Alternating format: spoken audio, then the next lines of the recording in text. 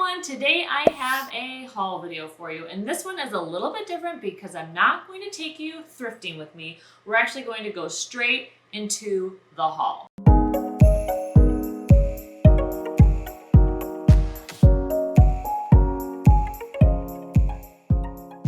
So the first thing I'm going to show you is a mystery box of brass. I actually had a few relatives reach out to me that said, hey, we see you like brass and you sell brass. We have a box of brass in our attic. Would you like it? And I was like, yes, please. When can I get it? So my lovely, lovely relative dropped that box of mystery brass off this week. And I can't wait to look inside. I've only done a little peek because I wanted to do the full unboxing on video with you guys. So I know it's mostly candlesticks because that's what my family member said, that it was mostly candlesticks, but still super exciting because brass candlesticks are extremely popular right now. People are going crazy for them. They're flying out of the thrift stores. I very rarely find them at the thrift store because of that, or if I do, they're marked up a lot. So when this came to me, I was very excited. So first up is, wow, this really, I don't think I've ever seen one like this, like with two tones. So I'll go bring it up to the camera. So it has this copper base and copper top, and then combined with the brass. So super unique, very weighty. But yeah, I've never seen one. I really like when there's two different types of metal tones mixed together. It kind of adds to that uniqueness of the piece. So this one is definitely really interesting. Awesome. Really excited about that one. It looks like the rest of them are some really cool mismatched candlesticks. That's one thing that's really popular, is you don't need to worry about having a pair. Now, usually I'm always saying, you know, if you're out and about and if you can find a pair of anything, definitely pick it up. But in circumstances like this, where it's like the collection that is really valuable and on trend, you know, picking up one off here or there is perfectly fine, because you can definitely accumulate an entire collection pretty quickly doing it that way, rather than waiting to find pairs. So each of these are, definitely made in India, which is where most like vintage brass is made. Definitely, most of them are pretty similar in tone. That's one thing you want to look for when you're doing a collection like this, is making sure, while the shapes and the sizes and stuff can vary, you kind of want to keep the tones of brass similar. It's, you know, just otherwise one is standing out a lot more than the others, and then it doesn't look like it's part of the collection. Holy cow. Now this is a big one. So I'm really loving how all of these different sizes are looking together. So these, because they came from a family member, I'm not sure how many I'm going to sell. I'm sorry, I just have some candle wax. Throw it in the sink. But some of them, like the really unique ones, I may keep, like this one. This is so cool. You can see the shape on it. Like the really unique and interesting. Wow, that is so cool. I mean, usually they have like, you know, these like solid bases, but rarely do you see it where they actually have some like really interesting detailing like that. Now that is very cool. Okay, so moving on. So many cool pieces. Ooh, this is another one that has a lot of like interesting things going on. Really narrow little neck, so definitely for a different size candlestick. Let's see, another square one. And I hope I don't find a spider on this. So if I scream, oh my gosh, hopefully I don't scream. So here, a nice little short one. That's awesome. And then another one. So one thing that's interesting is most brass tends to age pretty well the same. So that's why a lot of these look very similar. But every once in a while you'll have a brass item that hasn't aged quite like the others, and that kind of will clue you in that it may not be solid brass, or maybe some other type of finish made to look like brass. So that's one thing to kind of keep in mind as you're going out and sourcing and looking for. And that also will help you know if something is really new. If it's very shiny, it's most likely a newer piece, because who would polish their brass before they donate it? Nobody. So more really cool vintage candlesticks. My goodness, so many. Ooh, here's one that's really tiny. So just kind of add to the collection. I'll put it over here if you can see that on the screen. Yeah, really cool shapes. Like I'm already like envisioning some sort of like tablescape at a party. Now that we can kind of have parties now. So here's another candlestick. I'll move through these a little bit faster because I know that you're probably like, oh my God, how many are in there? An unboxing sounded fun until she pulled out like 30 candlesticks. But just a couple more in here. But yeah, so excited about all of these. Another one. And then the grand finale is this giant one here. So this is just absolutely stunning. It actually moves, which is kind of a cool detail to have it moving around a little bit. But yeah, this is beautiful. It has like some scallop detail on the bottom, if you guys can see that. Made in India, really, really cool. So yeah, ooh, an old candle. So many cool pieces in this box. Some of these will be for sale on my Etsy shop, but yeah, I'm so excited to finally have my own collection of brass. Some of them I'm gonna keep, but definitely some of them I'm going to list in my Etsy shop. The next items I actually got at a garage sale. Now, I actually don't like going to garage sales, which I know sounds crazy because I love to thrift and some of the best deals are at a garage sale, but I can't stand driving around looking for signs and then the person didn't put out enough signs and then you're like 2 miles in their neighborhood and you still don't find the sale. Or when you finally find it, there is nothing there. So I'm not a huge fan of garage sales just because I feel like there's a lot of risk for the reward. So, but this is an example where sometimes it pays off. So my mom and I were just happened to be driving down this road and she saw a teeny tiny box. I'm talking like a small Amazon box that said garage sale and an arrow on the side of the road. Now my mom has eagle eyes for estate sale signs and garage sale signs, especially garage sale because she loves to garage sale. So she's like, should we stop? And I'm like, this is the smallest little garage sale sign I have ever seen. It's probably going to match the smallness that is the sale itself. But I said, okay, you know what? Let's just go down the road and see. So we actually found the sale pretty fast. Took a peek and we're like, I don't think we're gonna find anything here. But you know what? Sometimes you just have to get out because you're there. And then when you make eye contact with a person and you feel bad if you don't step out. I know you guys have probably felt this way too. So we got out of the car and I'm glad we did because we found some pretty cool pieces. So the first thing I got was this huge piece of pottery. And this I thought was amazing because the tones, they're this lovely light kind of khaki color. And then it has like this gray marbling right there. And this was like very unique. It's artist sign on the bottom. So you can see that there. Really well done, beautiful, love the shape, very solid. And yeah, I was just like, wow. And it was made in 1976. So definitely vintage. So yeah, this was a very cool piece to find. I could not believe that this was at the garage sale. So I was like, I would take this, please. And then the other item that I got there was, speaking of brass, this really crazy brass pitcher. And it has a lot of detail on it. So this has, put up to the camera, some like baubles type of detailing on it. So a lot of texture, and then it just like the shape is cool, the handle's cool. I mean, it's coming off, but who cares? Just really cool, very tall piece. So styled with some pampas grass or eucalyptus, some other dried flowers. I think this would really look really stunning. So when I saw this, I was like, yeah, I think this has to come home with me too, because you know I love some brass. So, so I put this aside. And then the other item that I found was this little tiny painted wooden cat. Now, this is something that is not particularly valuable. I think I had one of these when I was a little girl in my room.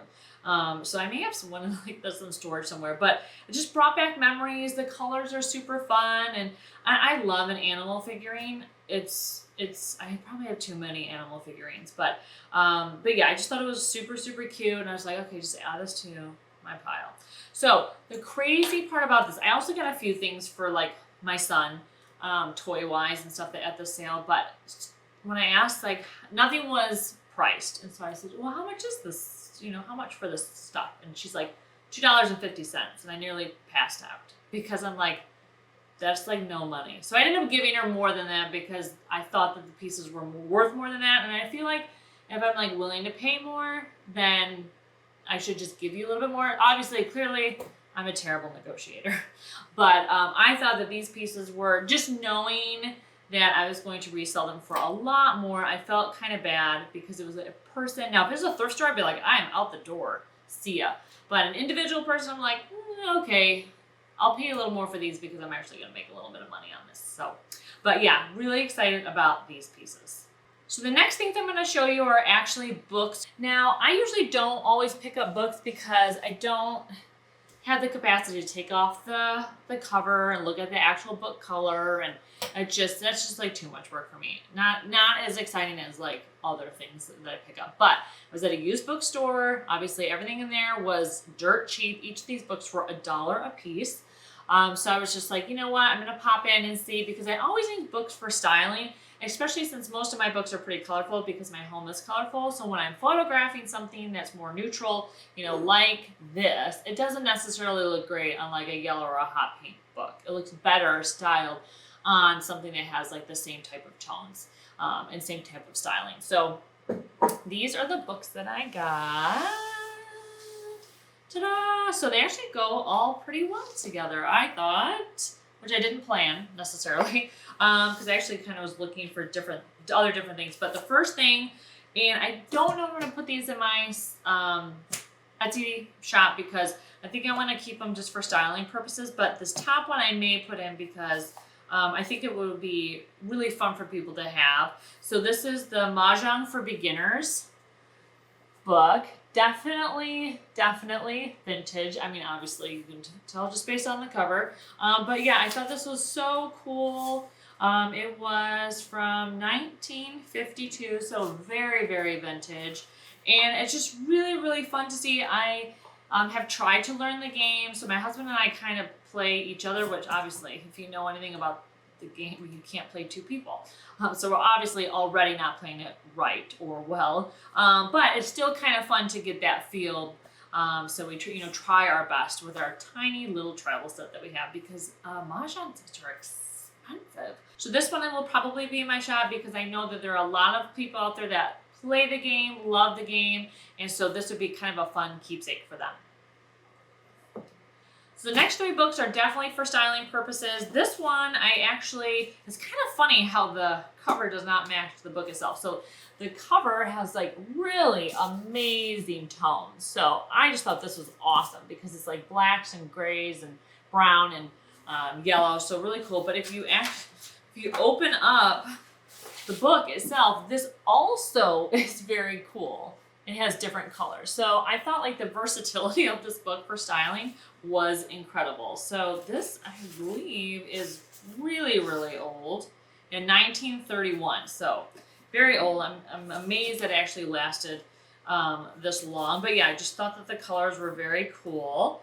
So I definitely had to pick it up for $1. Yes. And then the next two, like this one is something called Tales from the Spanish. I don't know. But I thought that this also, like color-wise, and the spine of this, very cool, awesome for styling. Another oldie for sure, looking at it. See if I can find the date on it. Oh, actually it has some pretty cool, okay, 1948, has some kind of neat, like, pictures on the inside. Like this one here. Kind of neat. So that's one thing I kind of like about books is, I mean, I know that for my mother, who was the children's librarian, the thought of cutting up a book probably would put her in her early grave. But for something like this where I'm not planning to read it and it has very cool illustrations, it might be kind of fun to take some out and frame them. So something I'll consider. But yeah, another cool book. And then last but not least, because you're probably like, this is so long. Her brass segment was so long, and now her book segment is like even longer. This is the Book of British Villages. If you've watched some of my other videos, you know that I'm married to a Brit. So I thought this was actually kind of fun to pick up because obviously the history in this does not change because these are already old to begin with. from when this book was written. So I thought that the colors on it were cool, but also the subject matter was pretty cool. And I wanted to kind of look and see if I can find like the small town that my husband was from in it. So definitely like a fun piece to pick up, not just because of the color. So these ones I'm going to keep, but the Mahjong book will be in my Etsy shop. So right as I was planning to film my closing for this video, my battery died. And I took that moment to reflect and realize, you know what? You can't just give people a video of just basically brass. So I grabbed a few more items from my stash that I was going to save for another haul, but I want to show you these items too. So we're going to end with a few more cool pieces. So the next two items I'm going to show you are something I'm very excited about. When I saw them, I was like, finally. Because I feel like when I watch other people's haul videos, they're finding teak salt and pepper shakers quite a bit. And I have never come across a pair that was like in good enough shape because, you know, it makes sense. You know, these things get a lot of use in the kitchen, so they don't necessarily stand the test of time. But these guys were so cute and in such great condition. Really not a lot of wear, not a lot of fading, not a lot of scratches, which was incredible. The holes were actually like, you can actually like get stuff out of them. That's the problem, is like the buildup can be just crazy. And some of these things with moisture and just age over time. I love how weighty they are. They're super solid, have a really fun, like kind of short and squat shape, which I thought was really interesting. And they hold a lot, like hold a ton of salt and pepper, which very, very, very practical, especially with the amount of salt and pepper that I go through in my home. So actually, I may turn one into a salt shaker and the other one into a garlic powder shaker because I love garlic powder. Not probably the most gourmet spice to be using, but we buy the big one. So I think this would make it look a little bit prettier rather than like what I usually do in the kitchen, which is have my spices all out in their normal containers, which I know you're like, really? But you love to decorate. Wouldn't you put them into something pretty? So this is my hope of putting them into something pretty. So I definitely plan to keep these rather than sell them in my Etsy shop. So yeah, I was so excited to find these, especially the shape and in the condition. So I'm going to be keeping these. But yeah, I can't wait to get them cleaned up and put them to use. So the next item, I'm actually not sure why I picked it up. Because it's not really my style or necessarily what's on trend, but I thought it was kind of cool anyways. So it is, and it's probably going to reflect back to you what my living room looks like right now. A little bit of a risk because it's kind of a little bit messy, but it is this very cool mirror. So it's definitely vintage. It has these really neat, like, oh, yep, you can see the camera. Oh, you all see my armoire. But yeah, it has the cool sunburst in it. It has a lot of patina in the mirror itself. And then it also, if you can see the back, well, the sticker's still on it. Let me see if I can keep that off. Yeah. So the back of it actually was meant to be hung up. But the back of this definitely shows some wear. So you definitely know it's old. I just thought it was kind of cool. I think based on like the little bit of like dirt and stuff, I think actually someone like set this down and styled candles and stuff to reflect off of it, which I think would be a really cool way of using this piece. I just thought it was beautiful. I brought it home and my husband's like, huh, that's really old. So for him, he's like, this is like an antique old, not like vintage cool old. But I couldn't help it. I thought it was really neat. I had never seen one like this before. So I picked it up. I'm probably going to list it in my Etsy shop because I know someone will think this is just as cool as I am. A little scared to ship like a mirror, but I'm hoping that treating it like I do my glassware, that it should ship fine. So we'll see. But it was only $7.99, which I thought was very cool. Really good deal. But yeah, I thought I had the right amount of patina and visual interest, so I had to pick it up. And the final piece is giant and very heavy, so hopefully I don't struggle too much. But it's this very cool kind of southwestern style piece of pottery. It is artist sign on the bottom. You can see, I don't know if it's coming through because I'm so far away. But yeah, I thought that the patina on this was very cool. The colors are very in style right now because it's, you know, those warm tones with the blue. So definitely, you know, has that like boho-y vibe. It was $9.99, which I thought was a really amazing deal for a beautifully handmade piece of pottery this large. So it has a few little cracks and nicks in that, but you know what? I think it kind of adds to really the beauty of the piece. So this, I'm not sure if I'm going to put this in my Etsy shop because it is so heavy and it would be a fortune to ship.